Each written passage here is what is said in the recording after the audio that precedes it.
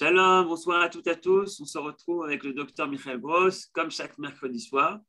On développe l'Haftara et on continue avec des Haftarot spéciales. Avant Tisha B'Av, c'était les Haftarot de Pouranout et maintenant, Haftarot de Nechama, Nechamata. Et tu as intitulé ça « Parler au cœur de Jérusalem ». Bechavod. Oui, je vais commencer par une petite surprise. Je vais voir si j'arrive à me faire monter cette surprise-là. C'est pas évident. Voilà, c'est là. Vous allez voir. Ah oui, ils ont rien. Nachamu, Nachamu, Yom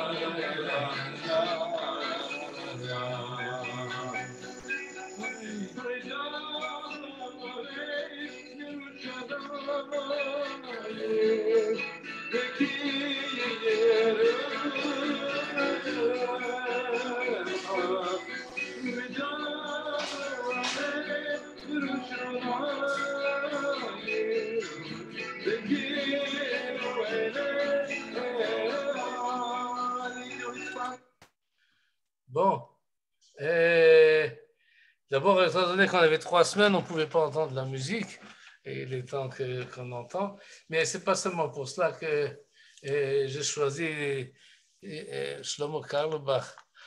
Mais il exprime bien dans ce chant, je ne sais pas comment il fait, mais on sent la réguichoute, le sentiment qu'il a lorsqu'il dit les psukim de la Haftara, Nachamu, Nachamu.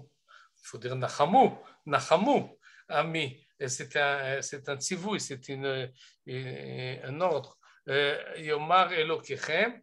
Et il continue d'Abrou, Alev Yerushalayim Vekiru Elea. Et là, je crois le sentiment est plus fort. Et pourquoi? Parce que regardez la traduction. Parlez au cœur de Jérusalem et criez-lui que son temps d'épreuve est fini.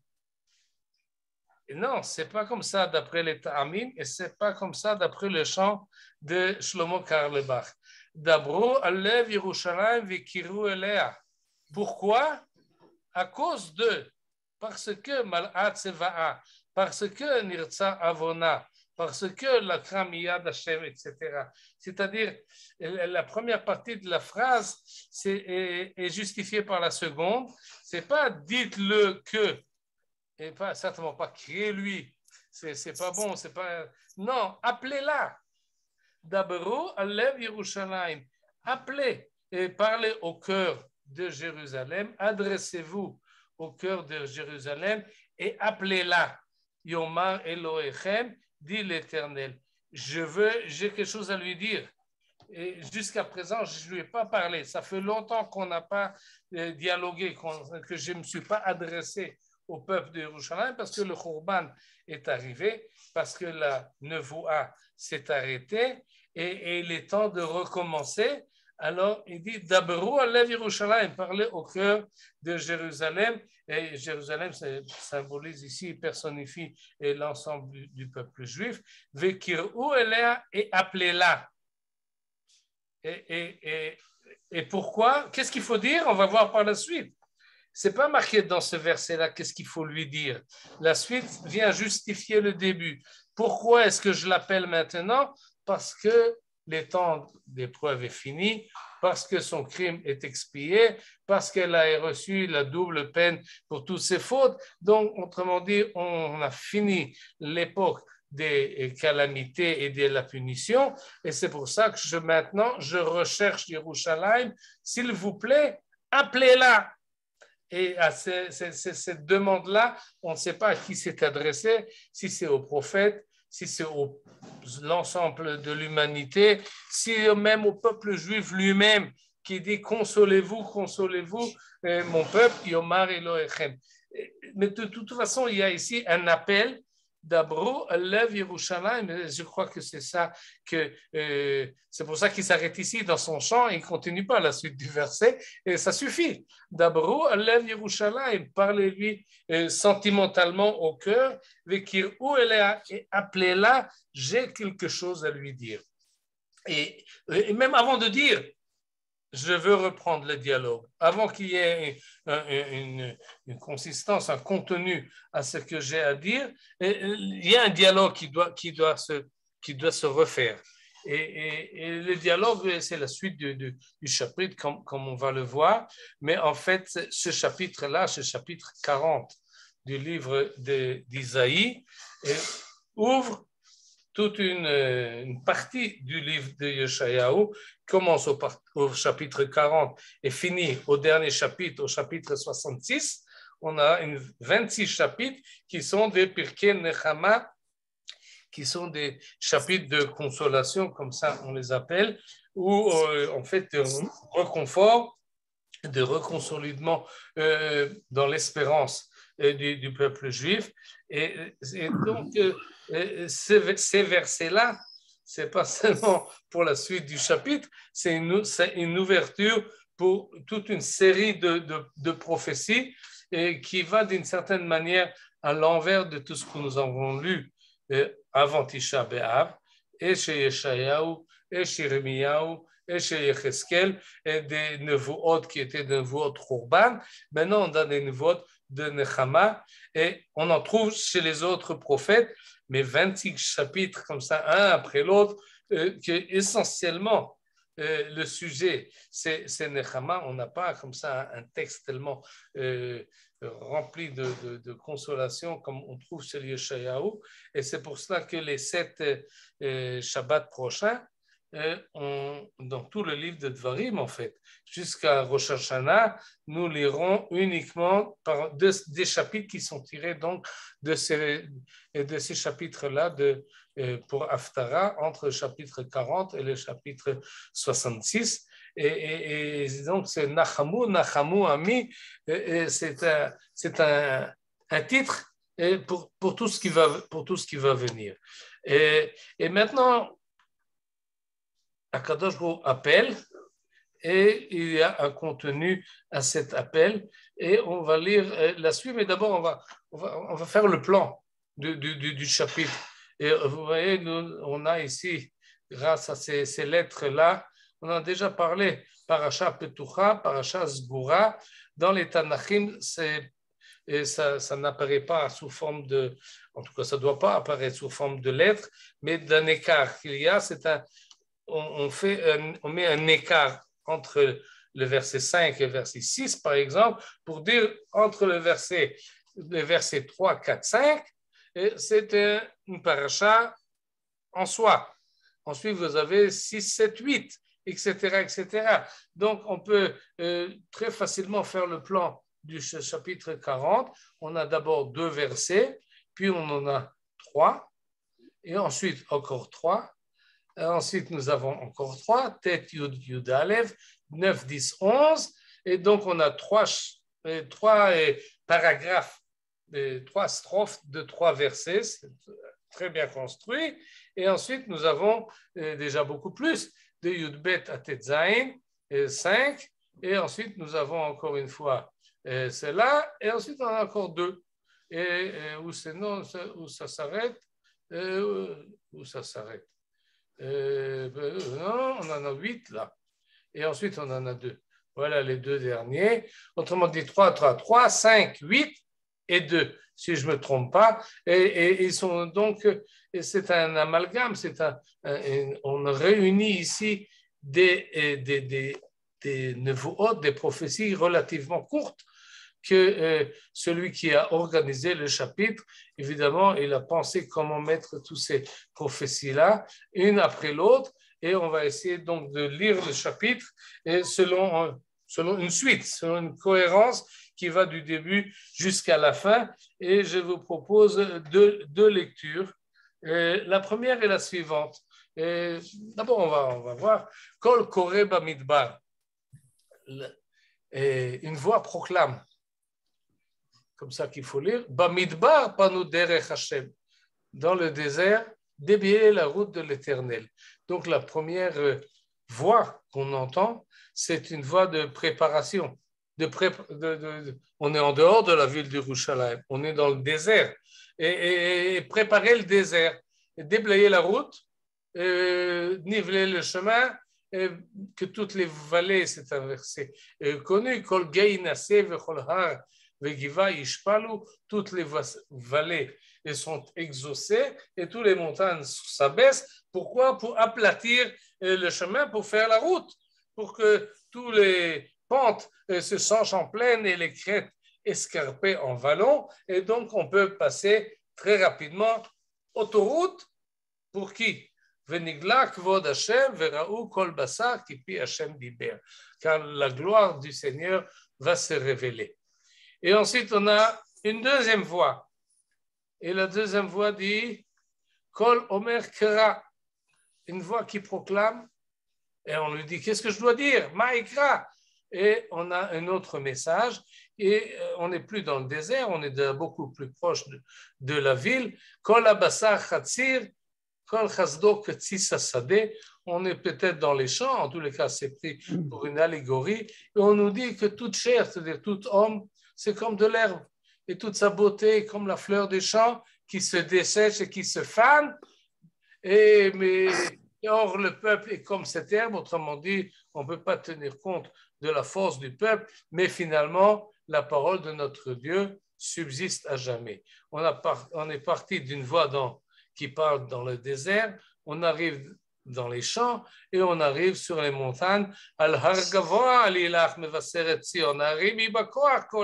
Comme si le souffle et la voix va en s'amplifiant, et maintenant elle se monte sur la montagne, elle est porteuse de bonnes nouvelles, et on ne sait pas encore quelle est la nouvelle, mais on nous dit Emrou le'arei Yehuda, hine Elohechem, dites annonce aux villes de Juda, voici votre Dieu, le même Dieu dont on a parlé, qu'il faut délibérer, comment c'était marqué, déblayer et niveler la route. Et bien voilà qu'il arrive. Et annoncé à Yerushalayim, on a l'impression que le prophète, en tout cas ceux qui ont organisé ce chapitre, viennent de loin, et petit à petit ils se rapprochent, ils parlent du désert, ensuite ils sont dans les champs, et ensuite ils sont dans la montagne, et Hine Elokechem, voilà il arrive, Bechazak, et ça va en s'amplifiant, et il n'arrive pas tout seul, il arrive avec toute Edro, il porte dans son sein et conduit avec douceur les maîtres qui allaitent, et voilà, il arrive et tout le monde revient. Et ça, c'est les trois versets que nous avons au début de ce chapitre. Et la première lecture qui est proposée par le Rav Yuval Sherlo, qui nous dit qu'en fait, cette voix qui appelle, Kol Koreh, qui proclame, déblayer le chemin pour l'Éternel, Vera'u Kol Basar, et que l'ensemble des créatures verront que l'Éternel arrive. Tout le monde n'a pas accepté cette provision et cette prophétie. Il y en a qui disent, mais ce n'est pas possible, ça n'arrivera pas. Ça n'existe pas. Et le deuxième strophe, disons, Kol Omer Kera ve'amar ma'ikra. C'est une discussion qu'il a là, le prophète, avec ceux qui disent non, toute chair est comme de l'herbe et toute sa beauté est comme la fleur du temps. Ça n'arrivera pas. Achen chatzir ha'am. Or, le peuple est comme cette herbe qui est desséchée, la fleur se fane. De qui il s'agit, de quelle fleur et de quelle herbe il s'agit? Du peuple juif. C'est comme si on appelle le peuple juif à la Géoula et le peuple juif répond je suis desséché, je suis fané, j'ai plus de force. Et pourquoi j'ai plus de force? Nous explique le Rav Sherlo, Yuval Sherlo, qui est Ruach Hashem Nashvabo. Pourquoi? parce que l'haleine du Seigneur a soufflé sur ses fleurs et sur ses champs. C'est pas que on a cessé d'être religieux, dit le Rav Sherlock. Au contraire, on a interprété ce qui se passe et ce qui va s'arriver d'une manière différente. C'est-à-dire, on s'est dit, à l'époque de la destruction du temple, si le temple est détruit, si le peuple est renvoyé en galoute, c'est donc le modèle que le peuple juif se trouve en Israël est périmé.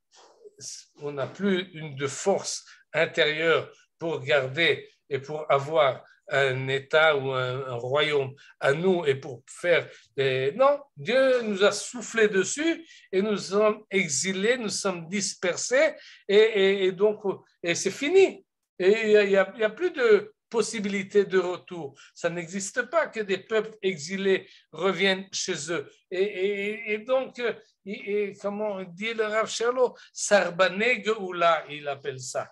Et vous savez, il y a des Sarbané Gius, ceux qui n'acceptent pas d'être enrôlés. Au Sarbané Shalom, ceux qui on propose de faire la paix et ils refusent de faire la paix. On les appelle les Sarbanim, ceux qui refusent. Lui, il appelle ça Sarbané Geoula. On leur dit, il y a la Geoula, venez participer. Et ils disent, non, c'est de la folie, c'est de l'utopie, ça n'existerait pas. Que des fleurs desséchées se remettent à vivre, ça n'existe pas. Qu'une herbe qui se fane se relève tout d'un coup dessus. Non. Alors le prophète dit, oui, effectivement, Achen Chatzir Ha'am, effectivement, le peuple est comme cette herbe. Cette expression-là, Achen Chatzir Ha'am, a été reprise par Chaim Nachman Bialik, qui a écrit là-dessus un grand poème, et c'est le titre de son poème, Achen Chatzir Ha'am. Effectivement, le peuple est comme des herbes desséchées.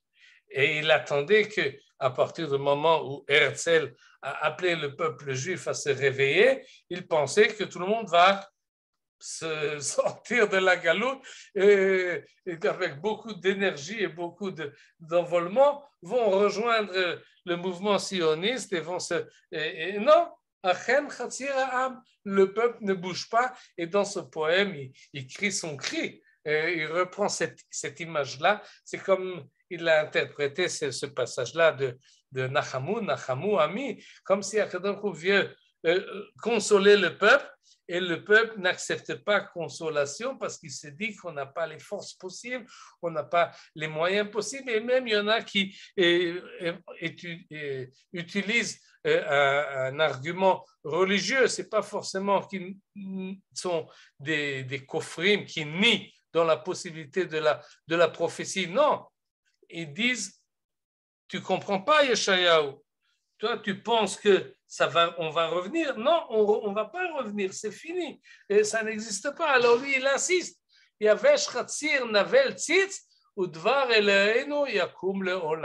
C'est peut-être que les hommes n'ont pas de force, mais à Kadosh Baruch Hu, la parole de notre Dieu subsiste à jamais, il sera plus fort. Et alors il crie sur la montagne et il appelle. Voilà, Akadosh Baruch Hu revient. Imri la Rei Yehuda dit aux villes de Juda, Inne Elohechem, et il le fait avec force, et qu'on accepte, qu'on n'accepte pas, qu'on participe pas, et qu'on est enivré là-dedans ou pas. Inne Hashem bechazak yavo. Il va employer son bras triomphant et il amène tout le monde. Et l'idée du bras est reprise encore une fois dans le verset suivant. Bizro'o yekabetz telaim. Et il y a des mefarshim qui font cette remarque importante que c'est le même bras, le bras triomphant et le bras qui porte les agneaux et qui rassemble petit à petit le troupeau et qui s'est éperpillé. Et c'est le même bras, un bras qui est à la fois fort et convaincu et convaincant, et ce bras qui rassemble maternellement les brebis perdues. Et c'est ce que dit le prophète Yeshayahu. Et là, d'après le Rav Sherlock, le peuple juif n'a pas été convaincu. Il continue à dire non, c'est pas possible, ça n'existe pas une chose pareille, qu'on va revenir en Eretz Israël. D'où est-ce qu'ils disent? Parce qu'à cause de la suite. Et la suite du verset 12 au verset 15, on a du mal à le comprendre comme une nechama, comme une consolation. Tout à coup, on nous parle de quoi? Qui a mesuré les eaux dans le creux de sa main? Qui a pris les dimensions du ciel? Qui a jaugé la poussière de la terre, pesé au crochet des montagnes et des coteaux, etc. Qui a embrassé Tiken et Touach? Qui peut dire embrasser l'esprit de l'Éternel? Qui a été le conseiller de sa pensée? Et Minoaz, avec qui il délibère? Quoi, il vous demande votre avis pour apprendre la voie de la justice. Il ne vous demande pas ce que vous voulez. Hen Goyim, certes, les nations que Mar Midli a ses yeux comme une goutte tombant du seau, comme un grain de poussière dans la balance, il balloterait comme ça, c'est toutes les nations.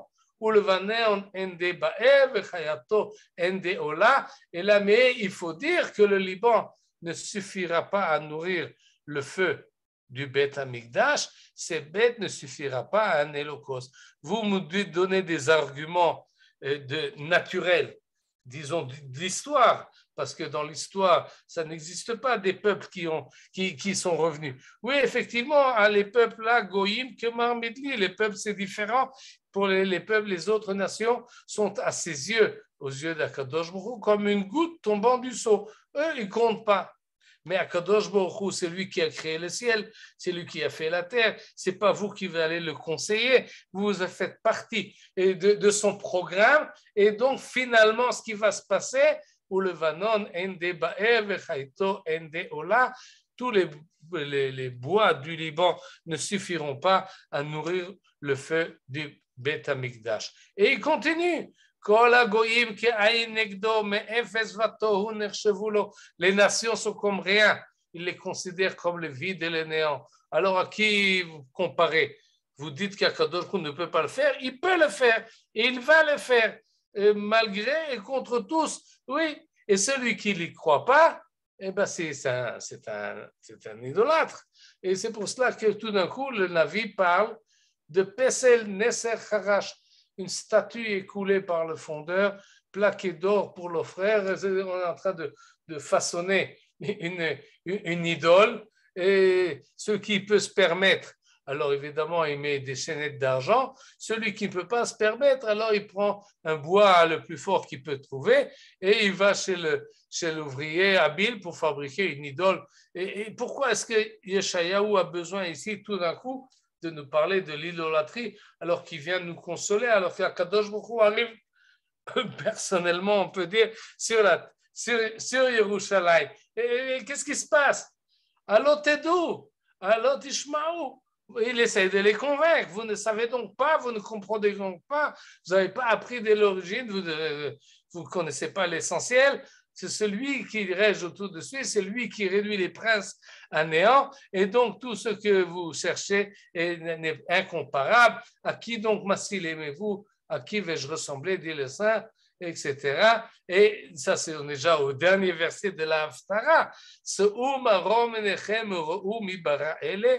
Levez les regards vers les cieux et voyez les Kochavim, les étoiles. Qui c'est qui a créé tout ça?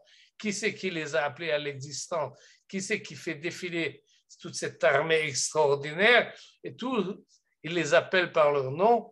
Telle est sa puissance et son autorité souviennent que pas un ne fait défaut, pas un des étoiles. Et quand Akadosh les appelle, ils viennent tous. Et donc, vous pouvez être confiant en Akadosh Baruch Hu. S'il a décidé de vous ramener en Eretz Israël, eh bien, il le fera. Et donc, d'après cette lecture de Chaim Nardat Bialik, si vous voulez, ou bien du Rav Sherlock et d'autres, et ça nous explique en fait quelque chose d'assez étonnant, que l'ensemble du chapitre, on recherche la consolation. Ici, on ne la trouve pas. Au contraire, on est encore une fois accusé de Avodah Zara. on est encore accusé d'être des mécréants et des non-croyants, et on doit besoin d'être de persuadé qu'Akadosh Hu, c'est lui qui a créé le ciel et la terre. On revient à Bereshit, on revient aux choses essentielles, et cette lecture, elle est effectivement elle est valable, et elle nous explique pourquoi tout d'un coup le Navi change et vise d'autres objectifs, parce qu'il sent que l'appel qu'il a commencé et qu'il a, oui, il a eu une amorce de Geoula, et il n'y a pas de réponse. Le cœur de Yerushalayim, avec qui il veut dialoguer, ne bat pas dans le même sens et au même rythme. Et donc, il entend dans cette remontrance une réponse, comme on dit en ivrite, katef kara, une épaule froide, que le peuple juif répond à l'appel d'Akadosh Baruch Hu. D'ailleurs, la suite du chapitre, que nous ne lisons pas, à part les Témanim, Lama Toma Yaakov renforce cette idée-là. Je lis encore un verset. Pourquoi dis-tu au Jacob, t'écris-tu Israël? Ma voix est inconnue à l'Éternel, mon droit échappe à mon Dieu. Nistera darki me Hashem. Et c'est pas forcément qu'il faut comprendre cette phrase-là comme Akadosh Baruch Hu ne sait pas ce qui se passe avec moi. Non, Akadosh Baruch Hu, pendant 2000 ans ou 70 ans, tout de suite on va reprendre ces idées-là, et ne s'est pas intéressé à moi. Ma voix est inconnue dans le sens qu'il m'a oublié. Il ne sait pas où je suis. On n'est plus en rapport. Alors, cette amorce de dialogue, elle a des difficultés à reprendre. Elle n'est pas facile. Et le peuple juif n'accepte pas facilement cet appel. Et effectivement, ce verset 27 et la suite approuve cette possibilité de lecture. Finalement, le chapitre finit bien, mais la Haftara s'arrête ici. On va reprendre toute la Haftara dans une lecture un peu différente, mais il faut savoir qu'effectivement, les Navis, le prophète ici, parle de quelque chose que ses contemporains, ceux qui ont vécu la destruction du temple ou ceux qui ont vécu la galoute, ont du mal à saisir, ont du mal à comprendre, et c'est assez compréhensible parce que la manière de penser et la manière de vivre les relations avec Akadosh Baruch Hu ont changé, ont évolué, ont allé dans un autre sens, à tel point qu'on peut se dire que c'est, comme il appelle Sarbané, Geoula, on n'est pas apte à la Geoula, on n'est pas prêt. Et de quelle Geoula il s'agit ici? De quoi parle Yeshayahu? Est-ce qu'il parle de la fin du Galout Bavel? Est-ce qu'il voit 70 ans à peu près en avant? Ou bien il parle beaucoup plus loin, à la fin des temps? C'est pas clair. D'ailleurs, toute la Haftara là, que nous lisons ce Shabbat, elle n'est pas précise dans ce qu'il parle de Geoula. C'est quoi Geoula? Qu'est-ce qui va arriver? Et alors, on va trouver des remazim, des allusions quand même dans le chapitre, mais il faudra attendre la semaine prochaine, dans 2 semaines, dans 3 semaines, pour avoir plus de précision et de voir exactement au fur et à mesure où la Nechama continue et les Shabbatot continuent dans le livre de Dvarim, on aura beaucoup plus de précision et des descriptions beaucoup plus précises et détaillées de ce que c'est la Géoula. Là, on est au début. Nachamu, Nachamu, Ami, c'est un appel. Dabru alev Yerushalayim, kol kore, kol omer, et al har gavoa alilach. C'est une certaine préparation. De là vient cette idée-là de Eliyahu Hanavi, mevaser à Geoula. Il y a entre ce qu'on appelle le Mashiach, le Messie, il y a avant lui Eliyahu. Pourquoi? Pour justement faire cette transition entre la Galoute et la Geoula, une certaine préparation. Mais Vaseret Sion, oui, porteuse de bonnes nouvelles, et très joliment ceux qui ont choisi sur la route qui mène de Tel Aviv à Yerushalayim, et la localité qui est juste avant Yerushalayim, on monte sur la montagne et ça s'appelle Mevaseret Zion. Comme ça s'appelle la localité. Quand vous arrivez là, on vous annonce que tout de suite, encore une descente et encore une remontée, et vous êtes arrivé à la ville de Yerushalayim. Et donc, on est dans le passage de préparation, à savoir, encore une fois, s'il parle de ceux qui sont revenus de Babylonie, ou bien il voit beaucoup plus loin, peut-être qu'il parle de nous, peut-être qu'il parle de ceux qui vont nous succéder. Et en tous les cas, il voit quelque chose qui va arriver et il l'appelle et il essaie de convaincre. Et on va lire maintenant une deuxième lecture qui est un peu différente et qui dit que c'est pas... tout de suite, on va voir dans les détails. Mais l'ensemble des choses n'est pas un dialogue, une discussion, un poulmousse entre Yeshayahu et ceux qui l'entendent et qui ont du mal à accepter sa prophétie, mais tout est une description de Yeshayahu lui-même.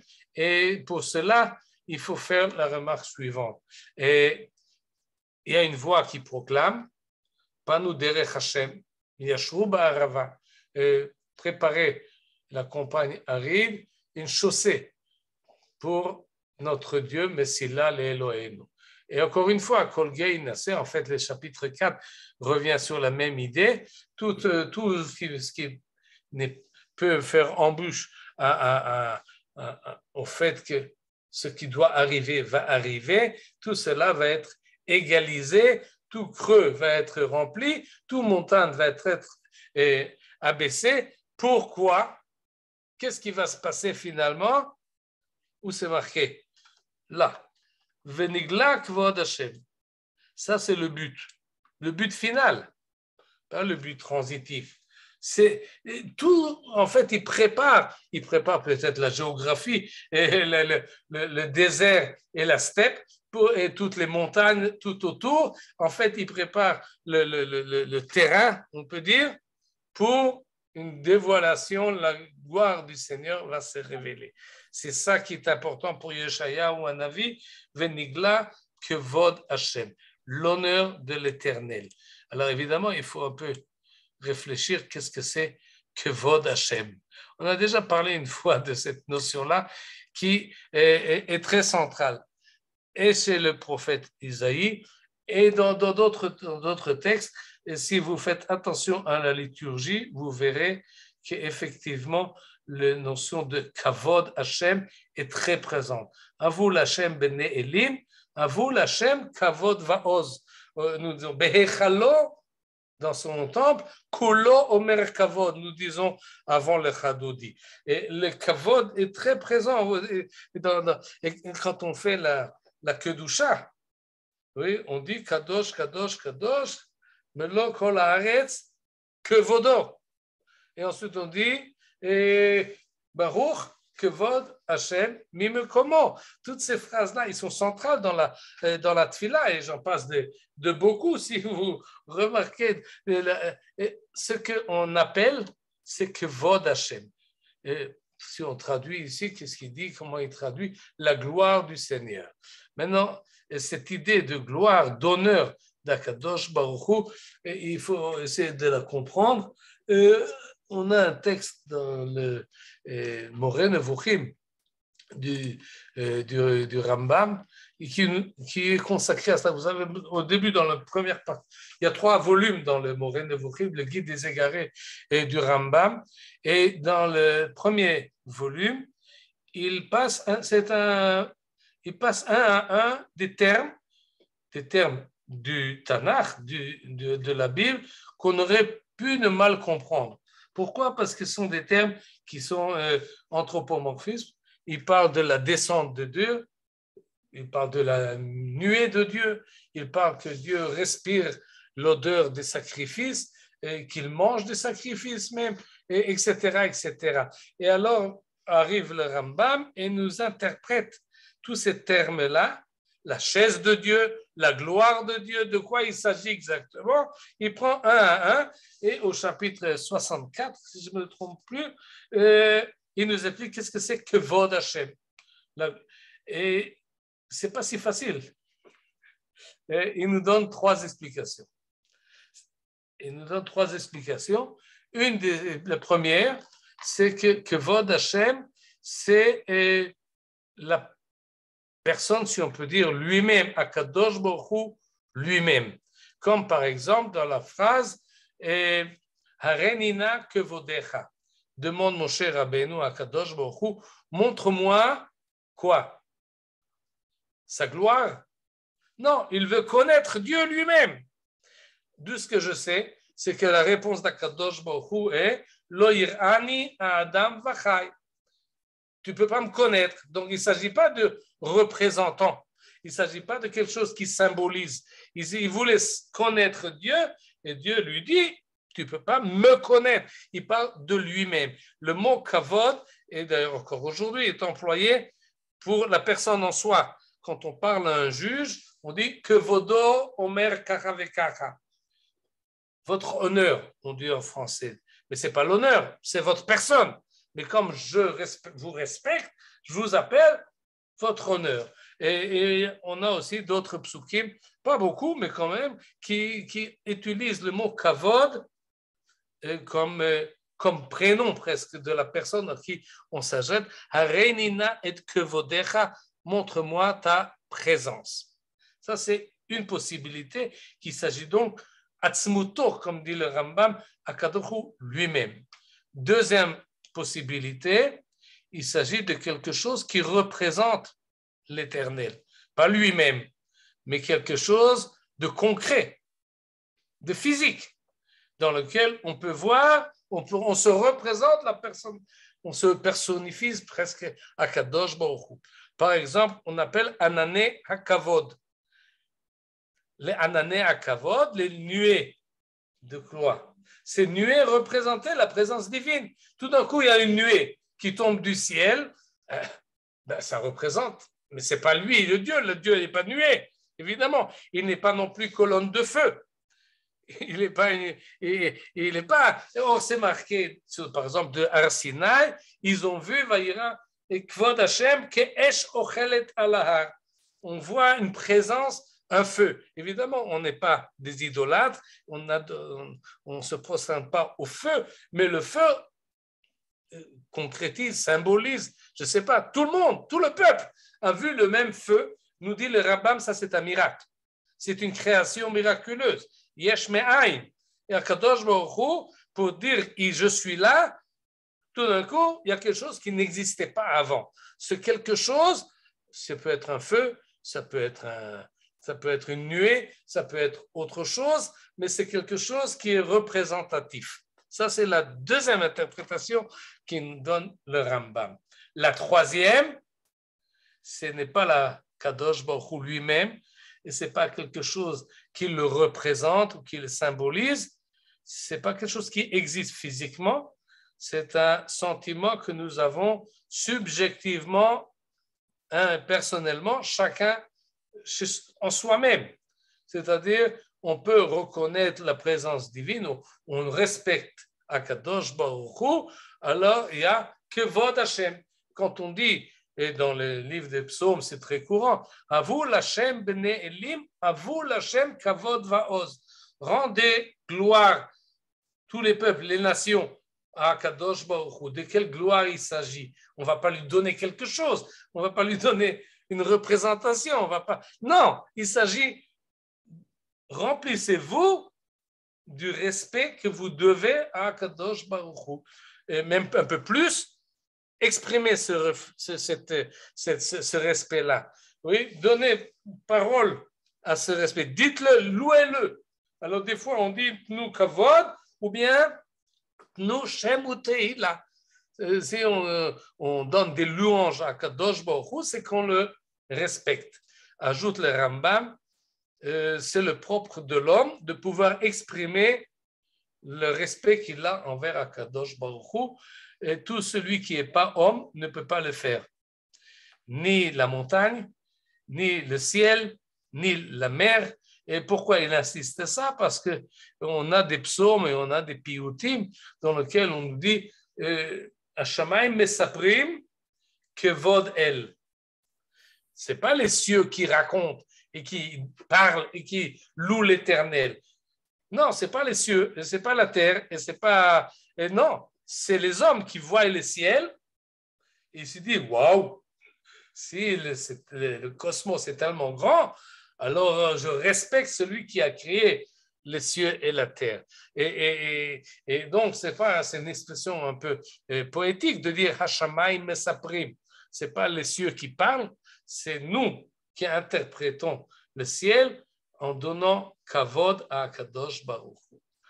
Et le Rambam, de manière très perspicace, nous dit à la fin de ce chapitre-là, ne croyez pas que c'est simple, faites très attention de ne pas confondre les trois interprétations.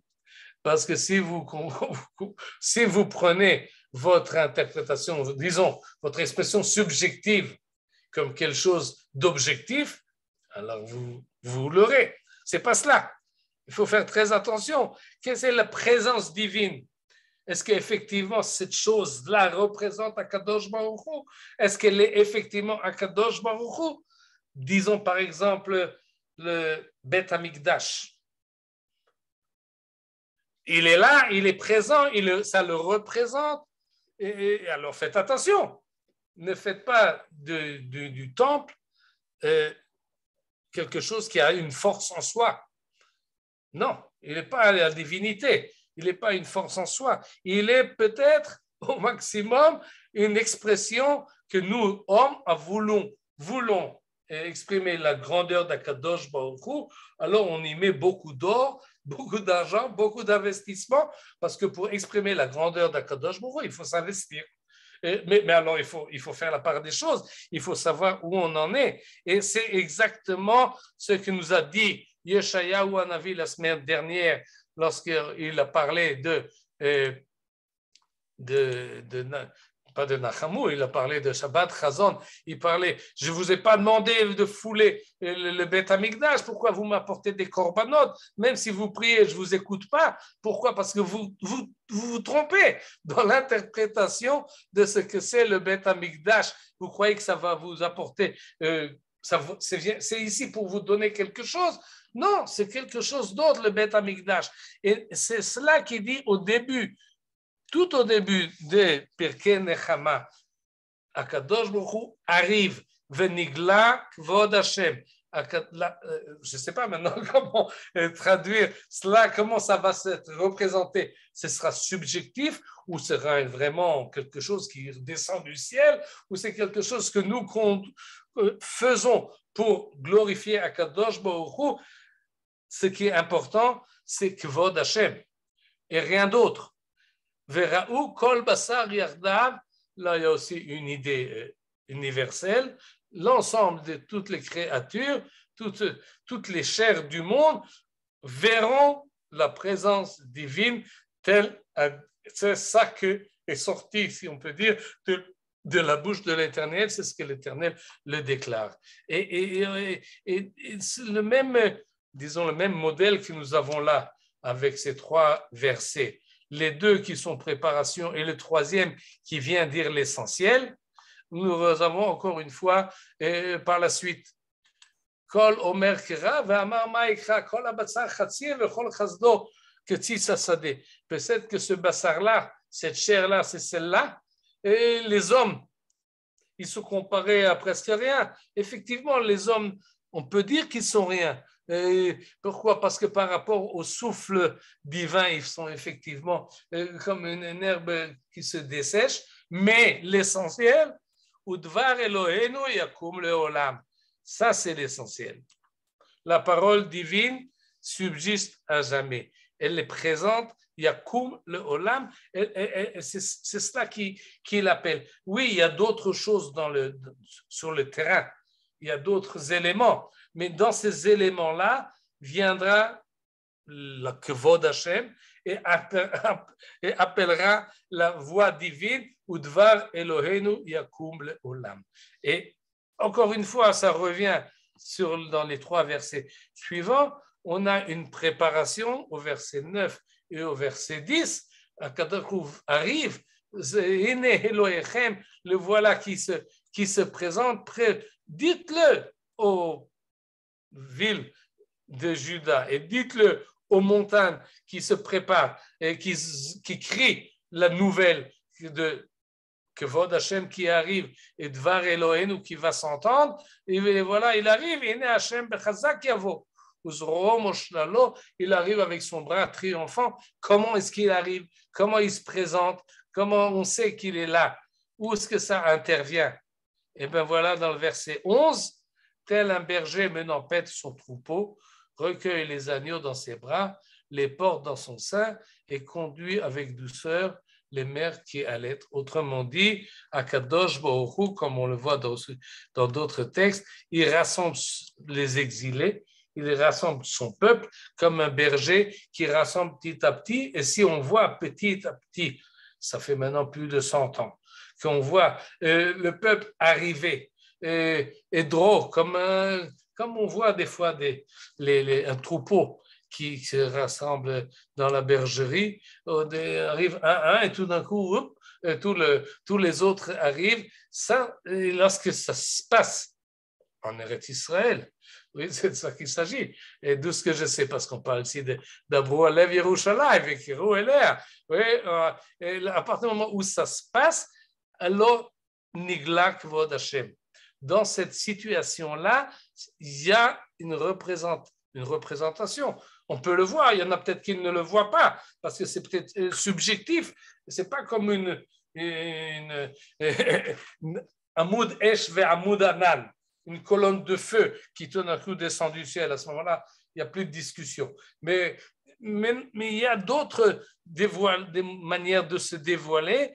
Et il y en a qui voient et il y en a qui ne voient pas. Mais d'après le prophète Isaïe, si nous lisons ce chapitre de cette manière-là, alors effectivement, on comprend que c'est comme ça, c'est cela qu'est la Nechama. En tout cas, dans tout ce chapitre-là, de cela il s'agit. On verra encore un autre passouk, mais dans le verset 11 et dans le verset qu'on va voir en combien de temps, j'ai plus de temps, qu'on va voir tout de suite. Alors, il y a cette idée de Nechama. La première est quand même une allusion parce que c'est une allégorie qui ressemble, le rassemblement ressemble à le fait qu'on ramène le troupeau au bercail. Et l'autre idée, c'est le dernier chapitre, le dernier verset, pardon, marom enechem ou mi bara ele. Levez le regard vers le ciel et voyez mi bara ele. Qui a créé tout cela? Alors évidemment, d'après le Pshat, il s'agit de ce qu'on voit en haut, ce qu'on voit au ciel. Qu'est-ce qu'on voit au ciel? On voit des étoiles. Mais on sait très bien. Et ceux qui ont oublié, ils ont un rappel dans la parashat de Devarim, où on nous a dit que, comment c'est marqué? Inchem larov que chochve hashamayim larov. Comme ça dit Moshe Rabbeinu, vous êtes comme le sable que chol hayam, mais aussi également que chochve hashamayim, il compare le peuple juif aux étoiles du ciel. D'ailleurs, c'est ce que nous disons dans le livre de Tehilim et tous les matins dans les psaumes que nous lisons. Moné mispar la kochavim, le chulam shemot yikra. La même idée que, en fait, chaque juif est une étoile. Il y en a beaucoup. Ils sont dispersés et Akadosh Baruch Hu les appelle un à un. Hamotzi b'mitzpar tzevaam, il les fait défiler l'armée en bon ordre. Et mi bara ele, c'est ce qu'on peut se demander lorsque tout d'un coup arrivent des Juifs qu'on ne connaissait pas. D'où ils viennent tout cela? Regardez, pour finir, je saute là au chapitre 49, même tête de Yeshayahu, 49, voilà, verset 21, voilà comment s'exprime Yeshayahu.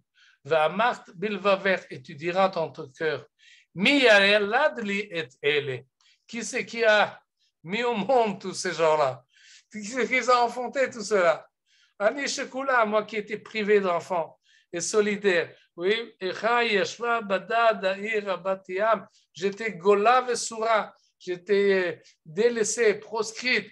D'où vient tout cela? Qui c'est qui a élevé tout cela? Je suis émerveillé, dit la ville de Yerushalayim, lorsqu'elle voit arriver cet ensemble tout ce peuple qu'on ne s'imaginait pas même et qu'il existait. Et ce que nous précise Yeshaya au chapitre 49, il le dit d'une manière avec plus d'allusions dans le chapitre 40, mais il semble qu'effectivement, c'est de cela qu'il s'agit, et Akadosh Baruch Hu qui revient dans Yerushalayim, élevez-vous. C'est pas seulement élever le regard aux cieux, mais élevez votre regard, essayez de voir la situation, comprenez ce qui se passe et regardez si vous voyez effectivement des Juifs qui arrivent de tout partout, et même des Juifs que vous n'avez même pas la connaissance qu'ils existaient, il les sort un à un, le Kulam Beshem Ikra, chacun a un nom, Merov Onim, telle est sa puissance et son autorité souveraine, que pas un ne fasse défaut.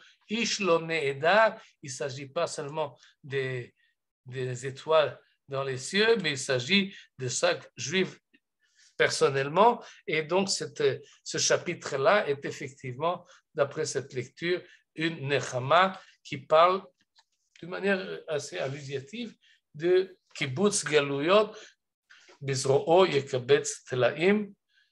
Et nous faisons partie de cette nechama-là. Il faut seulement ouvrir les yeux et essayer de voir venigla kevod Hashem. Bravo, bravo. חזק וברוך. Allah Baruch. שכוייח, שכוייח. כולכם ברוכים. Est-ce qu'on peut vous poser quelques questions? Oui, bevakasha, besimcha. Écoutez, d'abord, compliment pour cette richesse de commentaires et même de variations de commentaires. Et je voulais vous demander, dans le Talmud, on connaît Bat Kol. Et qu'est-ce que c'est ici, le Kol, qui parle? Une voix. D'habitude, on explique Bat Kol comme une espèce de prophétie, mais à un son beaucoup plus faible. On n'entend pas très bien de quoi il s'agit.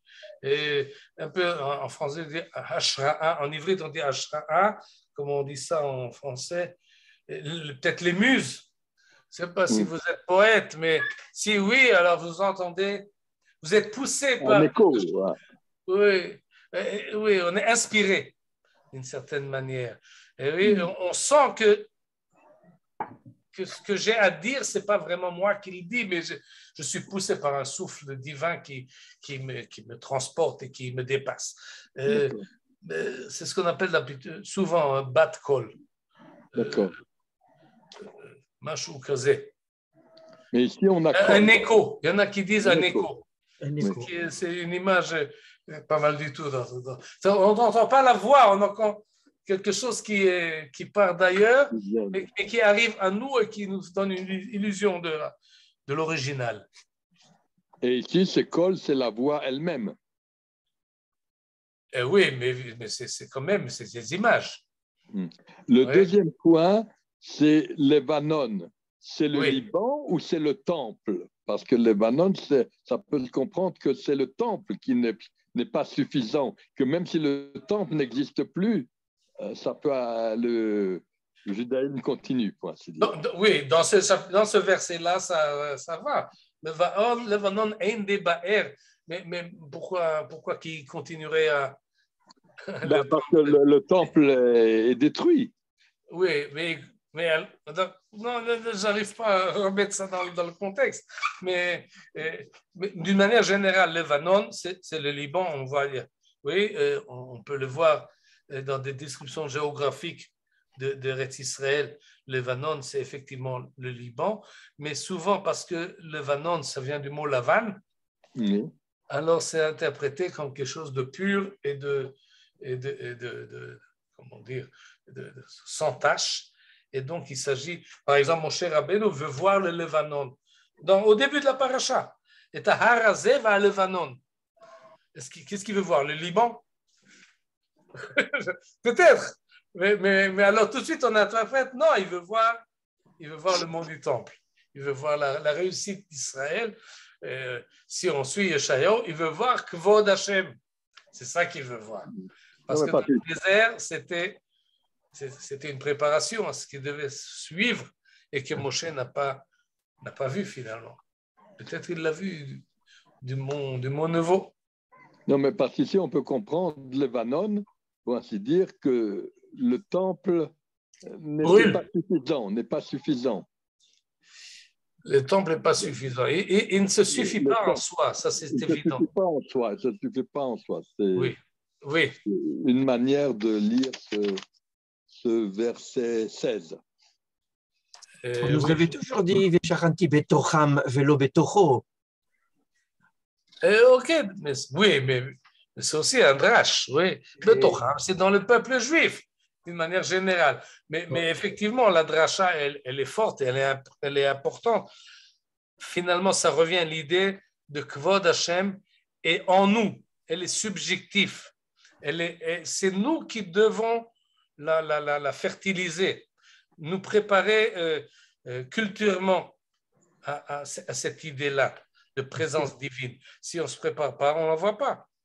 Non, c'est quelque chose qu'on ne peut voir, qu'on voit pas, mais comme disait un chercheur espagnol qui était à Tétouan, dans un livre de Madame Sara Lebovici, il avait dit, ils l'ont placé pour qu'il puisse habiter dans une chambre à Tétouan, et il a dit, j'étais dans cette famille juive, et la présence divine était tangible.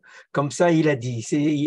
Il a dit, on sentait qu'il y avait quelque chose qu'on ne peut pas voir, quelque chose complètement abstrait, n'est-ce pas? Mais il est un non-juif, un goy, n'est-ce pas, qui dit j'étais dans cette famille juive, et on sentait qu'on n'était pas seul, quoi. Voilà, il avait dit ça. Oui. Voilà.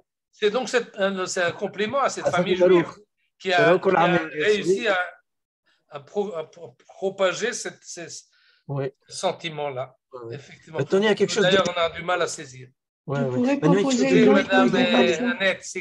voudrais proposer une autre interprétation de Levanon. Le blanc contient dedans toutes les couleurs. C'est ça probablement. Bien fait.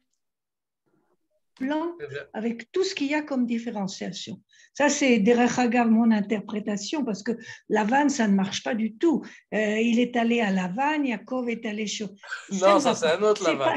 C'est pas possible que ça soit géographique. On est complètement vous. Mais je voulais demander une chose vraiment sur le texte lui-même. Au début, dans le premier verset, il parle Elohim.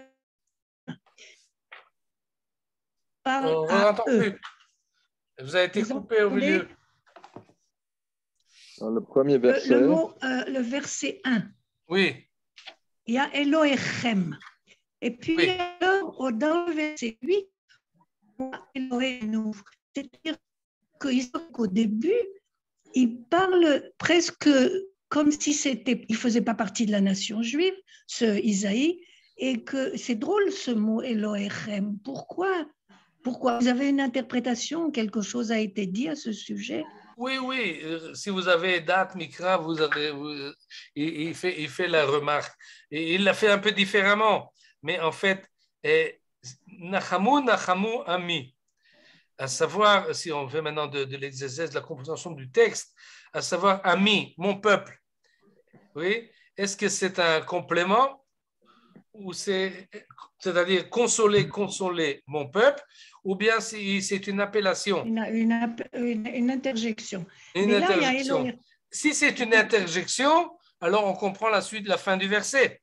Yomar Elohechem, il s'adresse au peuple, il dit, consolez-vous, mon peuple, a dit votre Dieu. C'est pas qu'il se met à l'extérieur, on ne peut pas faire ici le drache qu'on fait le soir du Seder, Mais c'est ce qui veut dire, consolez, vous êtes appelés par Akadosh Baruch Hu, consolez-vous, c'est lui qui vous dit. Ce n'est pas des autres qui vous leurrent autour de vous, c'est lui, Nachamu a mis d'ailleurs dans le chant de Shlomo Carlebach, on sent qu'il est Yomar Elohechem, c'est sa force. C'est un passouk qui est très concis, qui a quelques mots, et le premier qui revient 2 fois, et c'est ça. Oui. Et avec la musique de Shlomo Carlebach et sa voix spéciale, c'est... Écoutez, on aurait attendu Elohim. On aurait attendu Elohim. Non. Moi, ça me dérange. C'est moins fort. C'est Elohechem, c'est votre Dieu qui vous dit de vous consoler. C'est pas le mien, c'est le vôtre. C'est pas le nôtre même, c'est le vôtre. Chacun. Oui,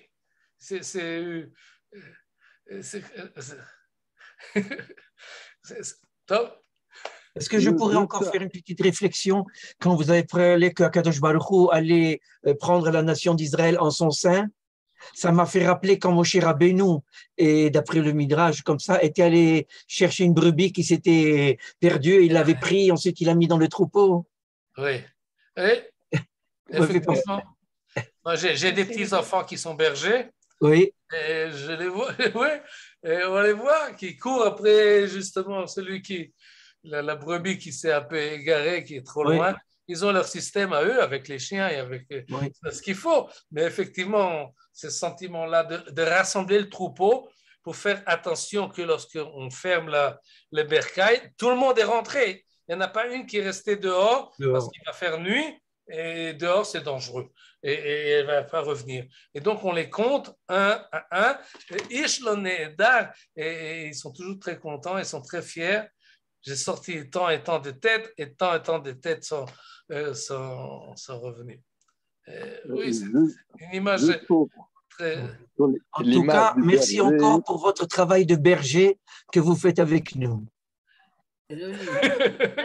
Merci beaucoup.